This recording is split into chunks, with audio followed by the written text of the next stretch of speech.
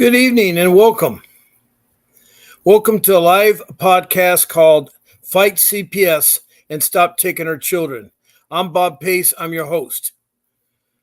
First of all, I'm not an attorney. I'm just a loving father, family man. I have 6 children, 3 older children and 3 younger children. I've been married 31 years and I care about families. I care about helping. I too was caught up in the child protection system. I call it CPS. The CPS is, I found, very bad, very corrupt. They're all about taking money and making money. $1 trillion per year that CPS takes in. That's from the federal government past the state, then to the county. In my case, Orange County children, because they're in the county was paid $20,000 per each of my child. I had 3 of them that were trafficked into the foster care system, that were illegally taken when there's no imminent danger. And I'll get more about my case in here. I want to first get in here and tell you how they interact with this podcast. There are 4 ways you can interact with this podcast. One way is just by being in the room. I'm going to put my number quiet right now because I don't want to take calls because I want to finish this off. One way of being in this room is being active in the podcast. You don't have to say anything. You can take notes and listen, and that's perfectly all right. Right now we have about 12 in the room. Now, the second way to interact with this podcast is if you want to say something like a comment. If you want to say a comment, all you do is you type the comment, make sure it pertains to your CPS, a CPS question or comment. It's got to be CPS related. We're not here to talk about other subjects. I know there's tons of subjects we could talk about, but we're here to talk about the child protection system, CPS. And when you type in your comment, please show your name. Now, a lot of you have different names, and they're not really names, but they're names for causes. Please show a first name like Kathy or Betsy or Bob or Michael. Then it's followed with your city and then your state. And if you're from another country, you're perfectly welcome in here. I have already 13 countries that are participating in here. Right now, we've had Bangladesh, New Delhi, India. We've had several countries in Africa. We've had the South Africa province. We've had Madagascar on the east side of Africa, opposite, Mozambique, opposite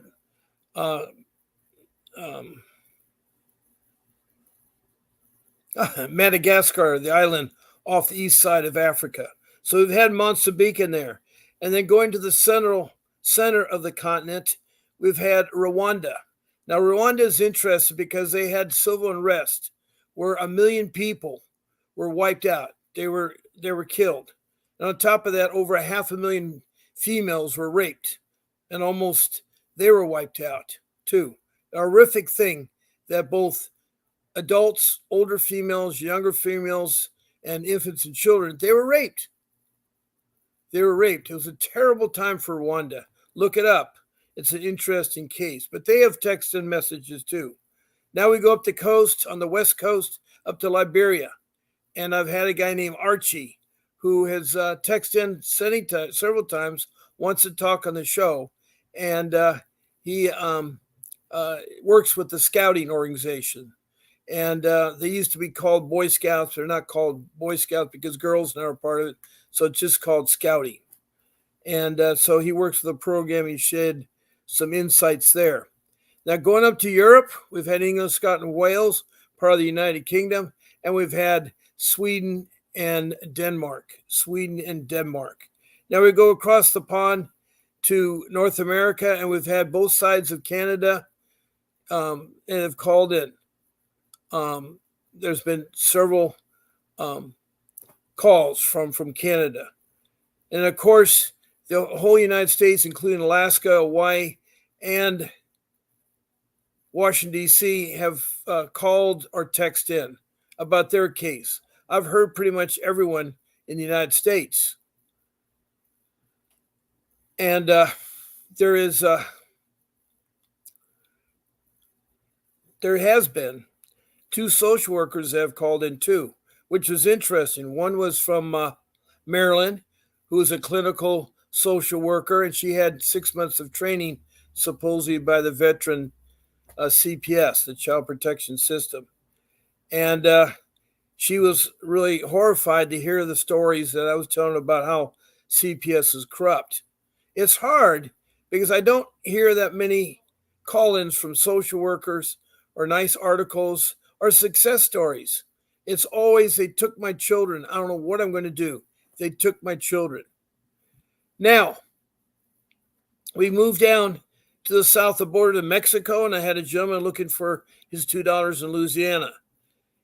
And then we go to South America, and I've had Guyana, and a person text me from Guyana. That's on the east side of South America, north of Brazil, and east of Venezuela. It's on the coast. It's a town. Georgetown is the coastal town. Now you go across the Pacific, and I've heard from Australia, the land down under, and they have text comments in there. So it's open to everyone. I really encourage everybody to text in, but it's very important when you hear this, is that when you text in your case, try to be complete. Try to talk about your family unit. And this is whether you phone call in or you text in. And the family unit is like, is it a husband, wife, boyfriend, girlfriend? Are you lovers? Are you a partnership? And then you have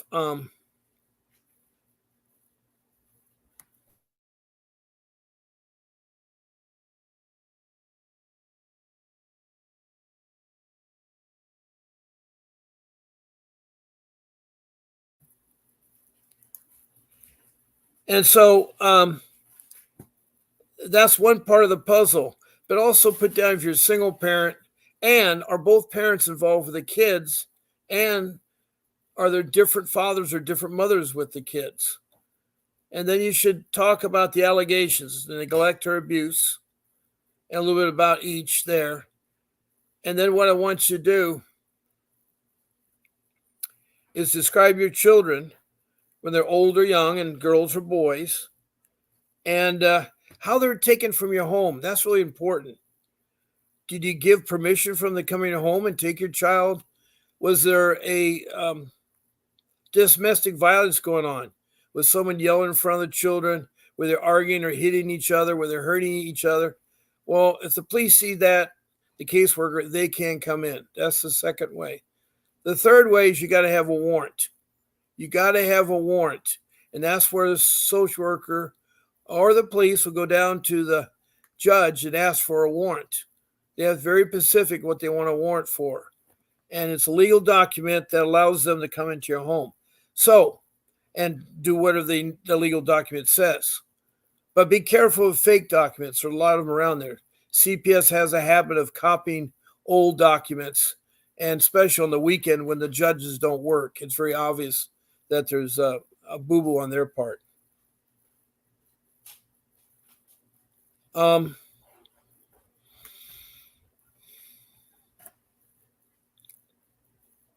So also you wanted to put down, besides how they were taken, where are you at in your case? Are you at the middle, the back, the end? Do you know where you're at your case? Are you just starting out? Did you have court papers to sign out? There's all kinds of important things. So I really want you all to be complete, because I end up playing ping pong ball. Not that I don't mind, but then what happens is that it takes longer for the digest there. So that's how you do the second way of interacting with the podcast. Hey, Faye. Everybody, I know they're well. You have to tell me, Faye, what you like to do tonight. Faye is a single mom who right now is trying to gain guardianship of her special needs son, who's 23 years old. She had been in foster care as a young child 5 times. She's been molested and raped and hurt, and her mom ended up being no good. She still loved her mom, but her mom's now dead. She has a dad, and she still cares about her dad and mom. It's amazing how children still care about their parents, because studies have shown the best parents are the biological parents. So anyway, she was in and out because of what her mom was doing, and I guess her dad was an absentee dad. And so, with that being said, um, she started having children. She grew up, fell in love, and had some children. The only problem is CPS will keep track of former child protection, former foster care children. So the CPS system does keep track, and they'll hunt you down, and they'll take your children. She lost her daughter at age 5, and it was sad because she had to make a choice. Is it going to be your son, or is it going to be your daughter? And that really hurt her bad. She misses her children.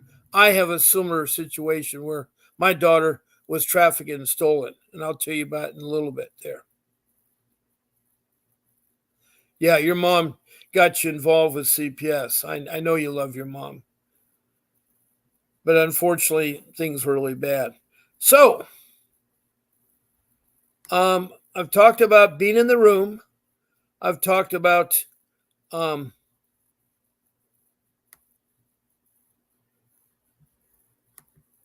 me see here. I'm trying to find ways to interact with the podcast just by listening and be in the room, or by texting a message, or you can be a guest. I've had guests several times this past week. I love it.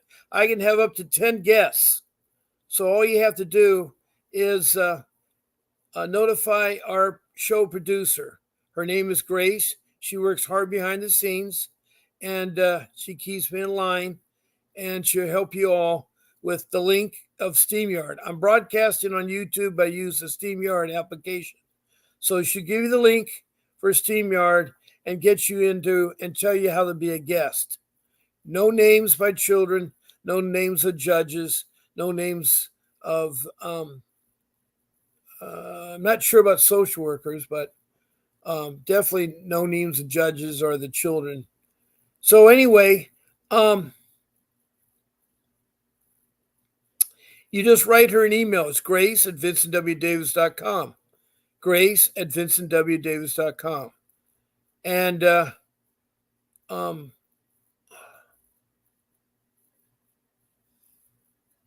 all you have to do is I'm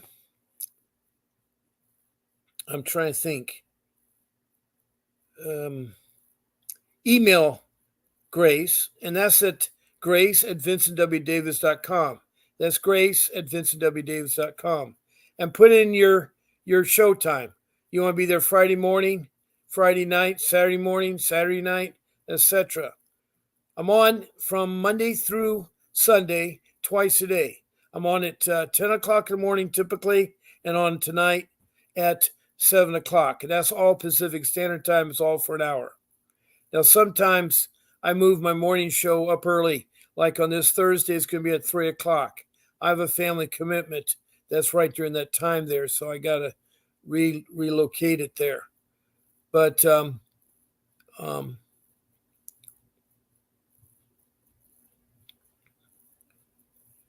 but all you have to do is pick one of those dates.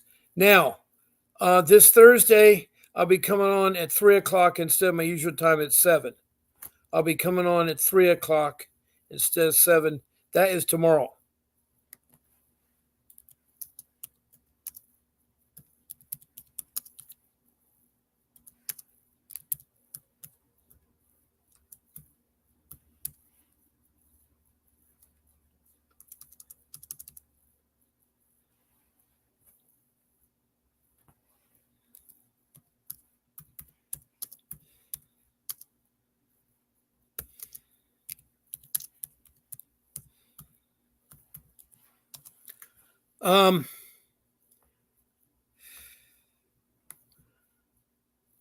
So once you turn in the request, she will get a hold of you and give you the link to StreamYard. and she will help you get on as a guest and tell you what you can do and not do. There's no food or drinking on the podcast. Um, there's no listing of names, either your children's names, social workers, or the judge's names. There's no issue of names there.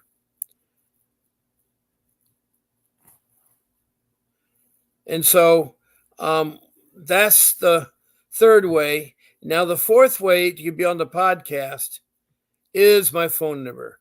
Now, the phone number is open. You can call in. My phone number is 626-698-0990. And we use Vonage. It's a stream application, and it'll ring my phone. So that is my office number, 626-698-0990. But I can only be reached that number due my show times. If you call any other time, you'll get a message from me telling you what my show times are. I'm unable to connect. And so I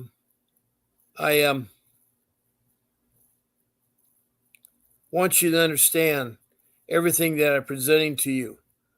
It comes from the heart, and I really care about you all. I really care about you all.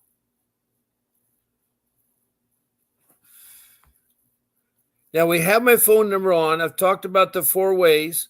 Again, the 4 ways is that you can be in the podcast as a listener and taking notes, or you can be in the podcast, as a guest on the show, or you can be in the podcast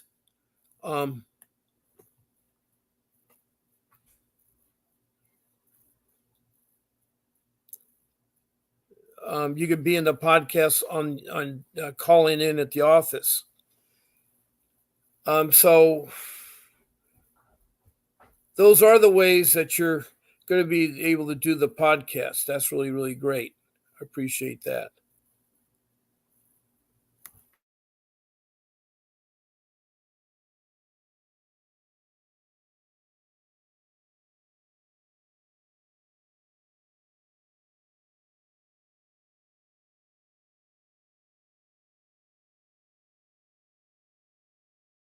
Okay, I'm back again here, and we have gone through of how they interact in this podcast.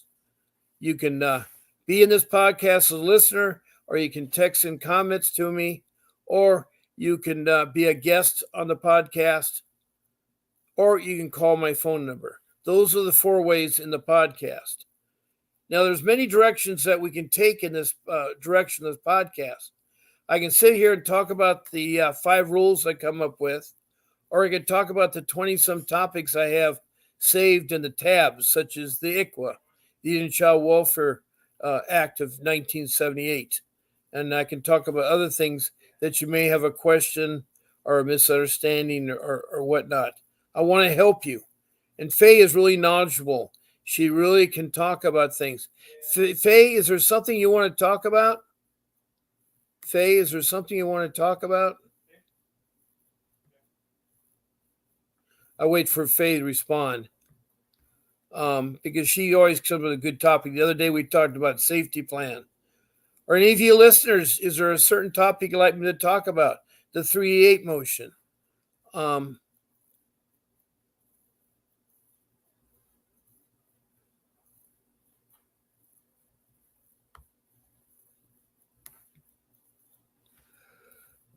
Oh.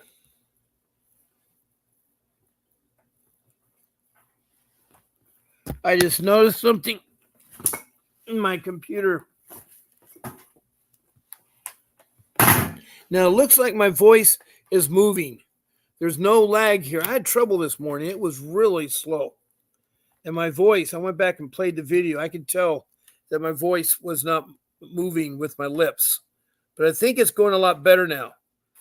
I just had to be careful when I look down because I have my paperwork, so I'm going to hold my paperwork to the left side of the screen so I can see my notes and everything on that. All right, you're just listening. Well, let's go through the rules real quick. Rule number 1, you got to have an attorney. Now, some of you say, I got an attorney. It's a public defender. Or I'm going to pro say it and defend myself. Well, you're dealing with an agency that is so bad that they're not transparent, that they'll take so advantage of you. You know the story of Alice in Wonderland. She's in her yard, falls in the rabbit hole, and meets the Cheshire cat that answers ridiculous questions. That's what the child protection system is. They, are terrible. They are terrible. And um, you need to get a real attorney. Now, these court-appointed attorneys, the social workers hope that you take them. They're given to the children and given to you. You can have your own attorney. You can be represented. I strongly recommend you do, because these attorneys for the children will take advantage of the situation. Your public defender will take advantage of the situation. You're going to have a miserable time with your case. It really gets rough when you start going through all the different things that you've tried, and so it's really, really important there. So Vincent has set up a consultation.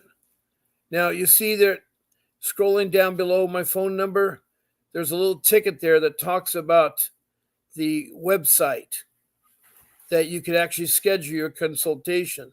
So you have two options. You either call in at 888-888-6582, speak to the receptionist, tell them that Bob Pace sent you. And then that behind there, that you have a lot of things there that could be utilized.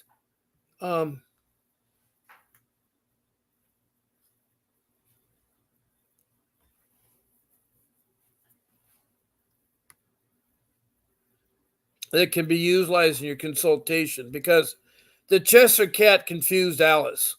Off with her head, Alice says. Well, that's how CPS is. And they traffic your children. They don't believe in intimate danger. They think every child is in intimate danger. And they take children for no reason at all. And it's sad how they do that. They're like parasites. They don't care. Keep in mind, they don't care. They're going to think you could think they care, but they're not. Just be civil with them. It's a yes, no answer. Use your attorney. The court-appointed attorney is useless. They will, in so many months, already have her ready to be adopted out. That's how fast these people work.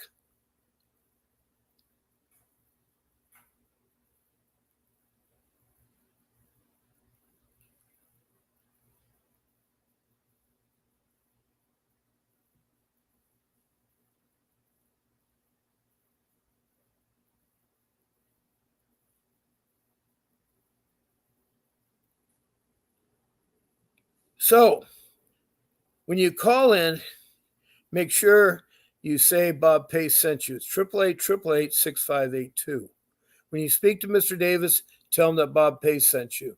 And he will, for 30 minutes, talk about your case, help you navigate CPS.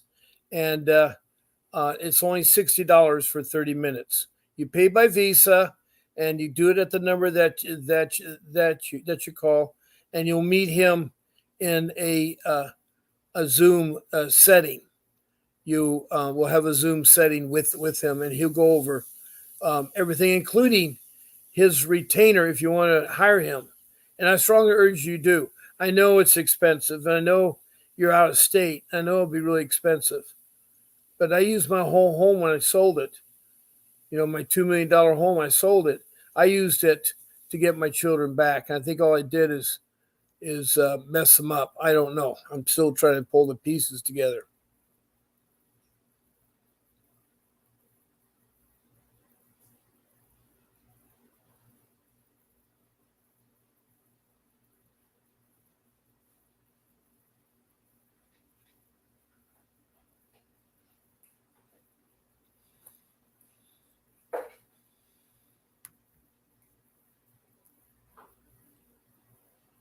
Oh no, I can't be lagging. No, my voice, okay, is lagging. Let me see. I have a frame per second meter. Let me see what's happening. Okay, I'm not lagging now. Okay, good. It's weird. The SteamYard. When I'm on Zoom, it works so great. Zoom is a really great uh, to do your video recording or to do it video live, because it seems like your face moves and everything like that. So, um, your court appointed attorney. I'm not saying don't use them, but he will not win your case. He is paid by social services. He isn't trained as a real attorney. And Vincent, by the way, is a real attorney. He is um, a very remarkable attorney. He's schooled in dependency law, both juvenile and family, and he has 35 years of experience fighting CPS. He's a trial attorney, and he will get your kids back. He got my kids back, and um, I feel he's the best there is out there. Now, he also will talk about your retainer if you want to hire him. And I know you probably can't afford him, but at least talk to him. It doesn't hurt, and $60 will go a long, long way. But he will help you navigate through CPS because they are very corrupt. They'll lie to you and they retaliate you and they'll keep your children. And so, let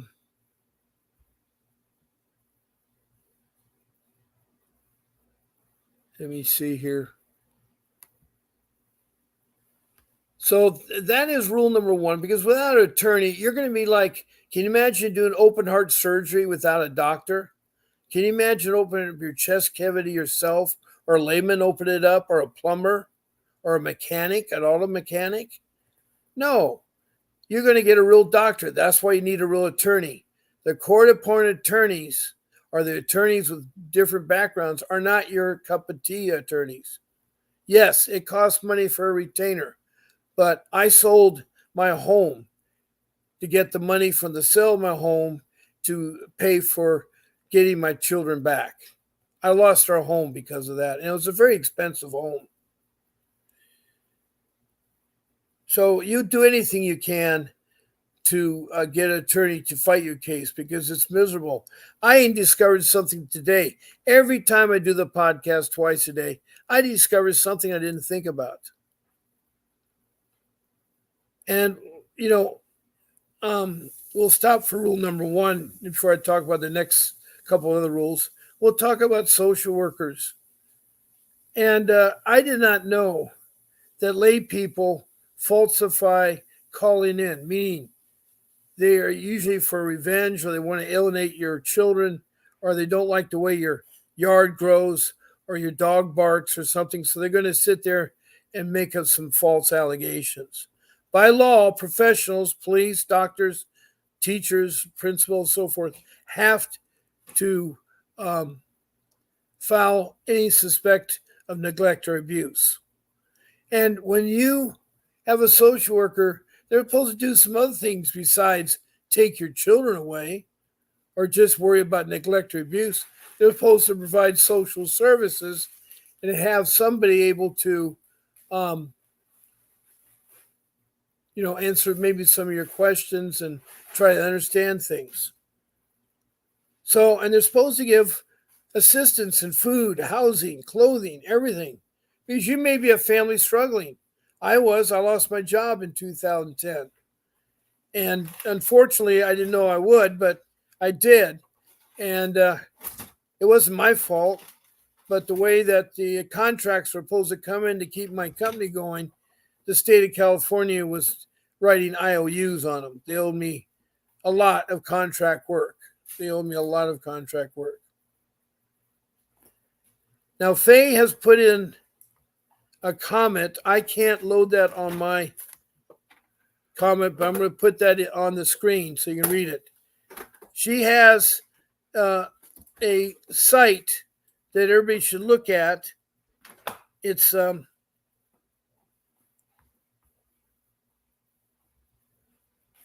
okay. She says that link, and I'll take the link down for a second.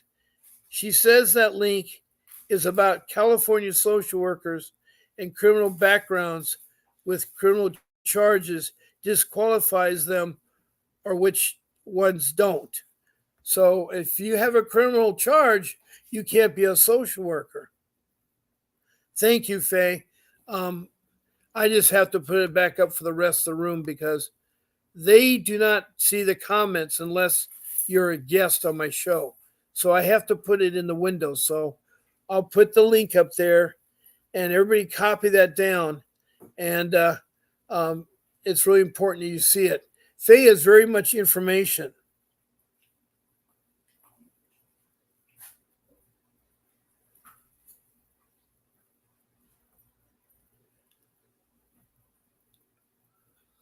Okay, now, I'm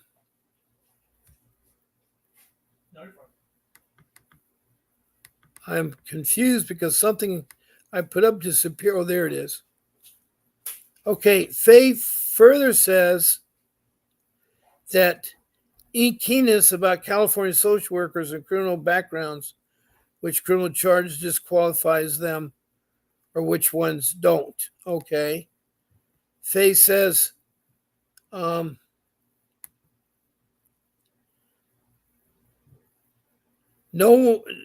some changes they still can. Okay, good to hear that. It all depends how long ago and the circumstances. So they can still do the changes.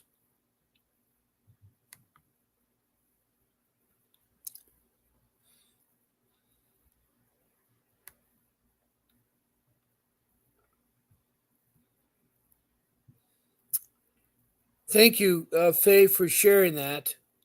And everybody should look at that too.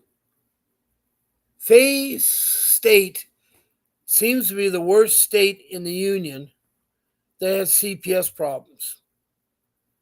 And she's gone through them all. Her social worker is being tried right now in a court of law because she did something illegal. Not Faye, the social worker, that was for her case when she was growing up, and they tried to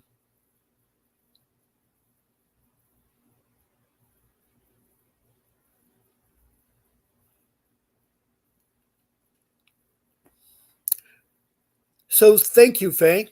Thank you very much. Now, rule number 2 is a notebook.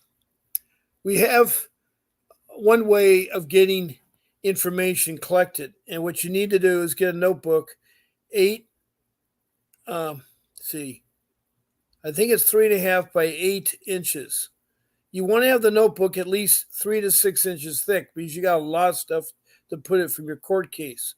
You're going to get tabs and give yourself tabs that you have to move other way to put other objects in those tabs.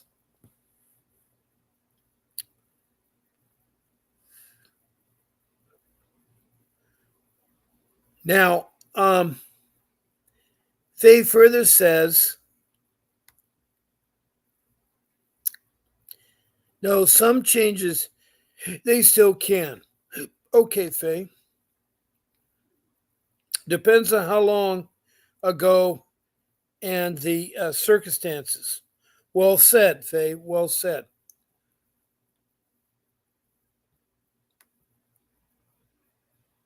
So my number's still up there. Good. My number's still up there. All right.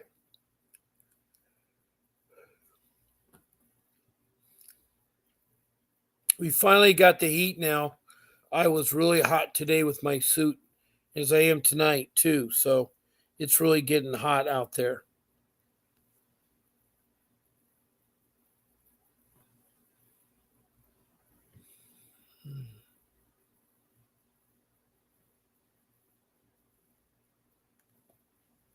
Mm.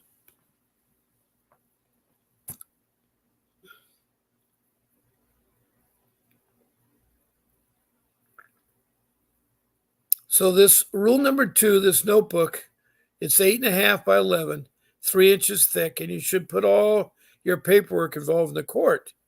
You can group it with subject dividers. Get yourself a package of dividers and space them out. One of the most important critical thing you can put in your notebook is your log of all your incidents. What you want to do is that you want to question the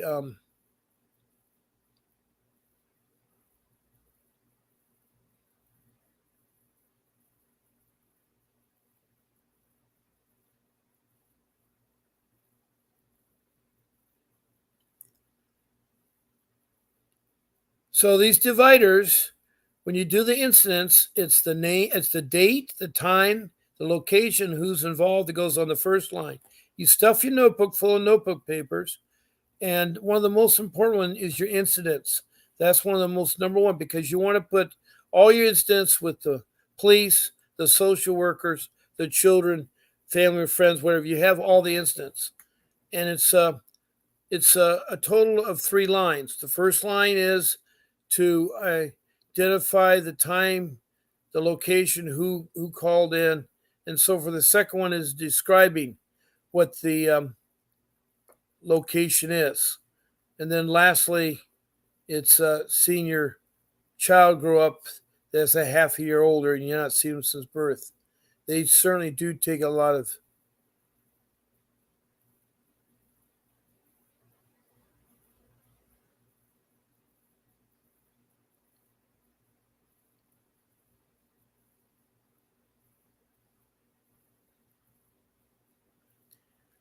So another subject matter could be all your parenting classes. You make a log and put all your certificates in.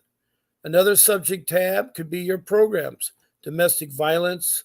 It could be your alcohol treatment program, maybe your drug rehab program.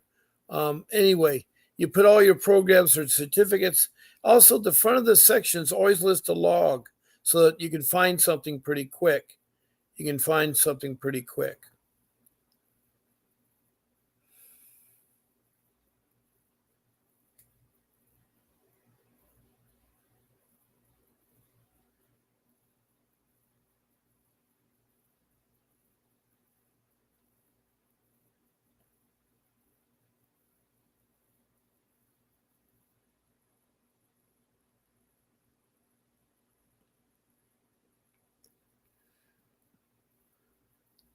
Another one you can put in your notebook is your info page. That's where you encounter web links, phone numbers, and people that can help you with your CPS case. You need to be fishermen, and you need to find as much as you can. Use highlighters so you can see things and keep it well organized. You can put your GORT documents in there, hole punch them, and then put them in chronological date. And that way you can find them if you want to talk about something.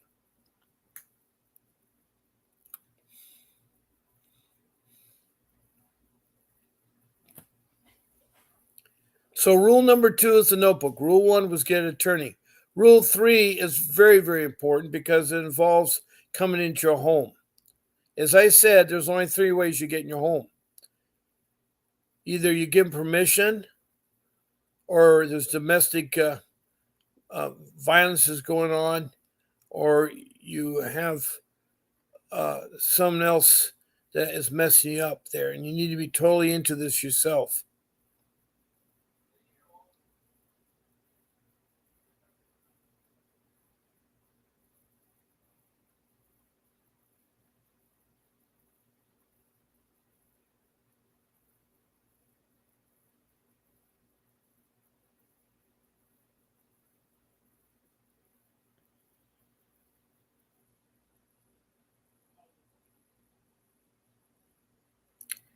Let me see. We have somebody named John Odell came in the room. Hi, he says. What are the times your podcast? Okay, John, I gave it earlier, but I have no problem telling you again. They're Monday through Sunday at 10 a.m. Pacific Standard Time for an hour. And the nighttime at 7 p.m. Pacific Time for an hour. There are exceptions. This every Sunday I start at 8 on Sundays only. I start a couple hours early. And then this Thursday, I'll be starting early because I got a commitment that afternoon. So I'll be starting at 3 o'clock on Thursday, 3 o'clock on Thursday. So I'm Monday through Friday, and it's for 1 hour, and those are our show times. So you should be able to find those pretty easily. Did I answer your question, John? And I forgot what city and state you're from. It'd be important that you'd say that. Also, um,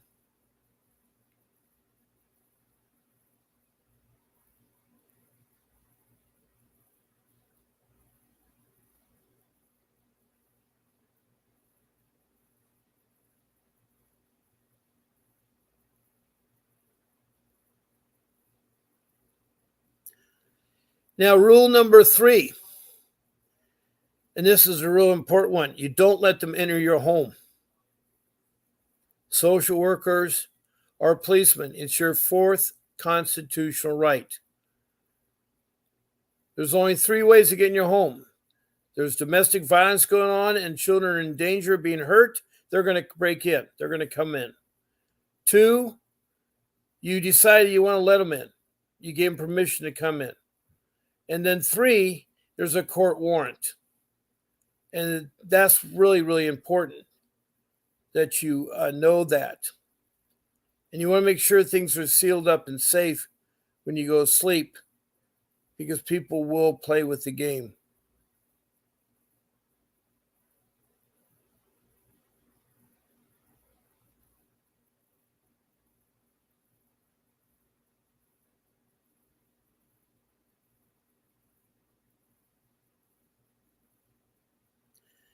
Now, another way to diffuse social workers or police is you meet them outside, and then you can say, I need a timeout. Hickory, North Carolina. That's right. Now remember, John, Hickory, North Carolina. Well, again, welcome. So if you can diffuse them and say, look, I need to see my attorney before I let you in. There's nothing wrong with saying that. Also, do not sign safety plans, because once you do that, they will investigate in your guilt and everything. So you don't want to do that. You don't want to sign your safety plan, because they will take your children away. They will take your children away. And so that is really, really important there. So,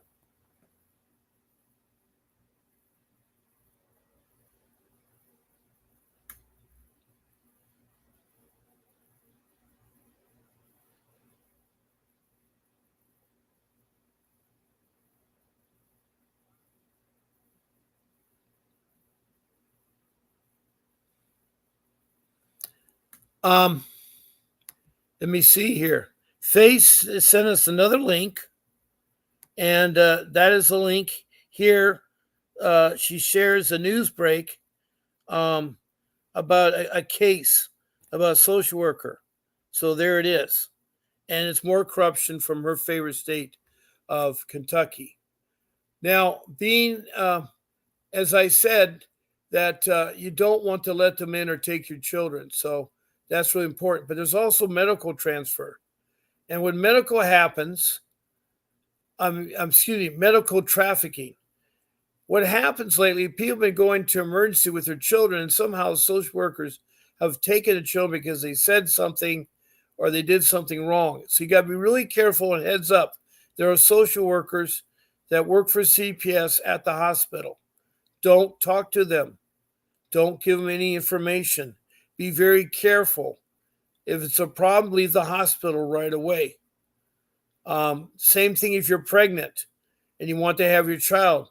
Social workers have known to take your child because they hear a test that you took and you tested positive.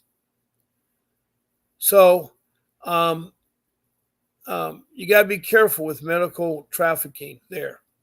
So that was rule number 4. Now rule number 3. Now rule number 4 is you do some 40 hours of research. You look around all over the internet about okay, I'm sorry, Faye. I have not looked at it. It didn't say judiciary. Okay, Faye says it deals with judiciary corruption. I'll put it in there. Judiciary corruption. Here, let me put it there. I think I have it. It's about the judiciary system. Okay. And so this rule number 4,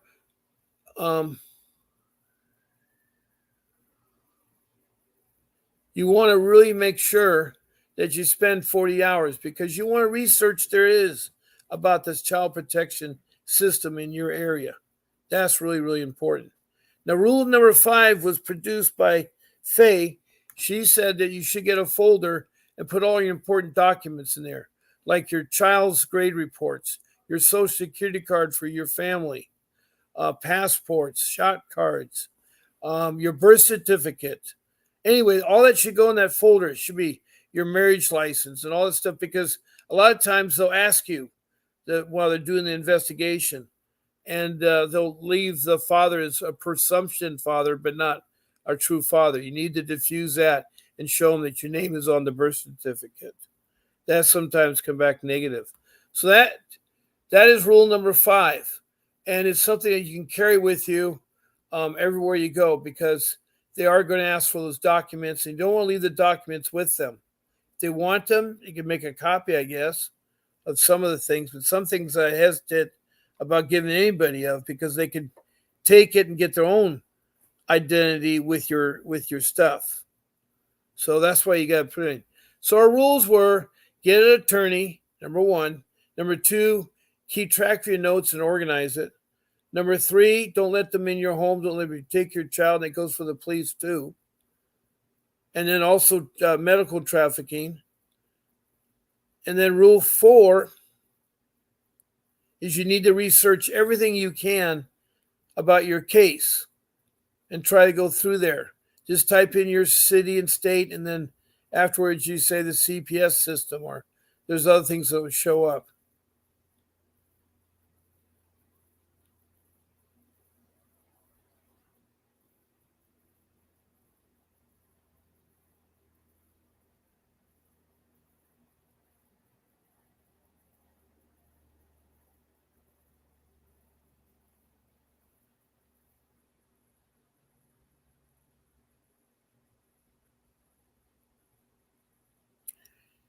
Now,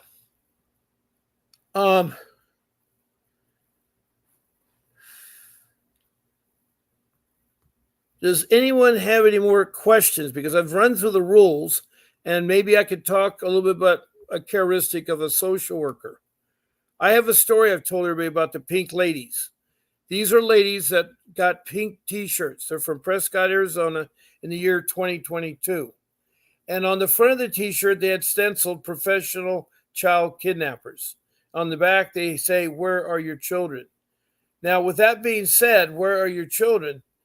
It is implying, it says a really scary message to parents. They paraded and walked around in Target, Best Buys, Walmart, Costco, etc., and really made the public feel really uncomfortable.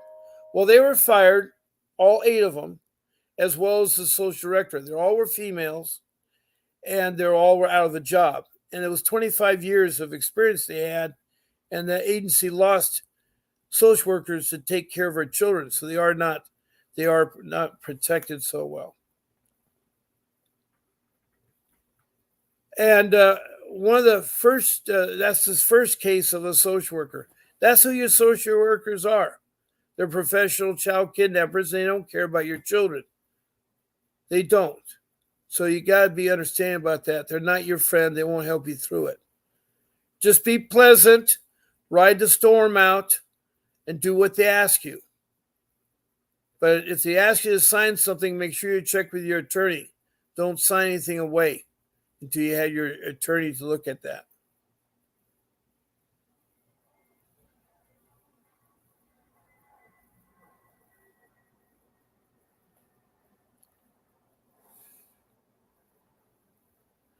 Now, a next case of a social worker was one that was from Chicago, Illinois, and she was a social worker. And on her Facebook, she put down black children for sale. If she reproduces the ad, in 1848, the ad was 10 years before the Civil War, and it said a really disarming message: black children for sale.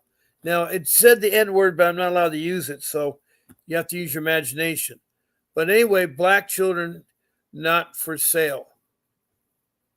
And, excuse me, black children for sale. and it was an 1848 ad. So I don't know how relevant it is for 2024. And Faye even contacted her on Facebook, and she said that, well, it's true, they are still in there, but the ad sent the wrong message. And it's very poor taste by the social worker. These, you have.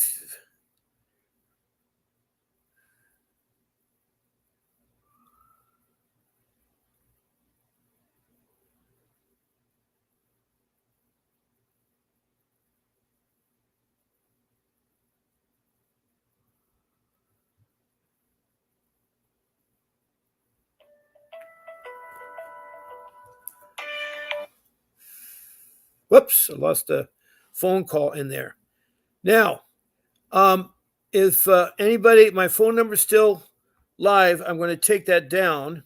So there's the phone number. Call in 626 698 0990. Let me see. I thought someone called in. I missed it, but that was on my personal phone. Let me see here. Hold on. There's a text message there. So here we go. Okay.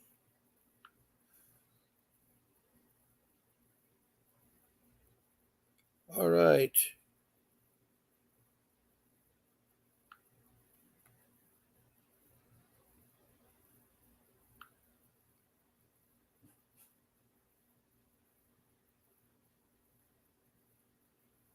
Okay. With this being said, I've talked about the rules. I talked about an ad that was in poor taste. There was another social worker that was investigating a lady on here named Christina Reynosa has a case where she's been investigating, and her daughter, who's 13, was being molested by her son, who's 15. But what happened is an investigator from the CPS came to the school and asked the school, can we see one of their students there? So he asked that student, and he wanted to be in a private room. Well, no one knew that he's a pedophile. So he asked that 13-year-old girl to take off her clothes and took pictures of him. He's a pedophile. Well, she came home and told her mother, and she was devastated because it's very alarming for a 13-year-old girl to have a strange man look at her naked body. It was really bad. And her mother called CPS right away. They investigated. He was fired. But he should have been more than fired. The police wouldn't do anything. The mother called the police, and the police didn't want to do anything, didn't want to make criminal charges. That guy is a pedophile. He has pictures of a minor naked. The school was bad. The school was supposed to protect children, not allow them to be hurt. And the child protection, the CPS system, should have checked out or vetted that guy so that they could find out what he was. Well, what further happened, and still is so corrupt, is that the another worker who's a friend of the worker that was fired, wanted to do retaliation. So that worker is a guy, and he wanted to retaliate. So he made it, then changed it. So the allegations of the mom molesting a 15-year-old son. And that is far from the truth. So that Christine Reynosa is going through a lot of problems with that. And that is a third example of what a social worker is. And a fourth one is my social worker. And I had 3 children taken that weren't in imminent danger and trafficked into foster care and also alienated from us as parents, all based on the allegations from family friends that said stuff that's not true. Well, anyway, the case was going along. I had hired Vincent Davis to help me, and he was trying to help get my 3 children back. One of the things was standing in the way was that my wife's sister and her husband wanted to adopt our daughter. We were against that. And so Vincent was interrogating the social worker saying, did you do this to check out the parents? Did you do that or whatever? And he asked her, was there any domestic violence? And the social worker, who was like 23 at the time, no college background, no training, said, "Oh yeah, they're wonderful parents. They're wonderful parents, and they will take good care of your daughter and stuff." Well, what happened was, is Vincent pulls out a folder with all his police reports of domestic violence, not 10 or 15, but 20 or 30 of these incidents where really heavy domestic violence took place. So the social worker had mud on her face, lowered her head, and of course left the courtroom. But she wasn't done. She retaliated. She told me and my wife, "You'll never see your daughter again." And you know what she did? She asked our daughter, "I want you to divorce your parents, emancipate from your parents and your brothers and your grandparents, your aunts, your uncles, and your cousin. And, you're going to seal your birth certificate and you're going to be adopted into foster care." Well, she didn't know any better. She just followed direction. She was only 12 at the time, very naive. And so, yeah, we protect her from being with the bad people, but we didn't get her back. Because why? Of retaliation. Retaliation. And Vincent said we had a good case and we could do a civil lawsuit because she lied underneath oath. But it takes money to do a lawsuit. And I spent all my money with trying to get my boys back. And I'm trying to get my life back together. I'm trying to get a job and so forth. So that was how my social worker really hurt us bad. That was really a bad thing for the social worker to do. Really, really, really, really bad. Now, I have 8 o'clock and it's Thursday, so I have to end my podcast. So thank you all for joining my podcast. Thank you, Faye from Kentucky. Thank you, John Odell from Hickory, North Carolina. I appreciate your comments.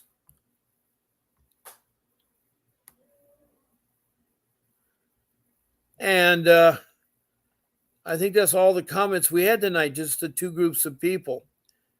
So I want to tell you that don't give up, keep fighting, and I will see you all tomorrow at 10 o'clock in the morning. That's 10 a.m. Pacific Standard Time.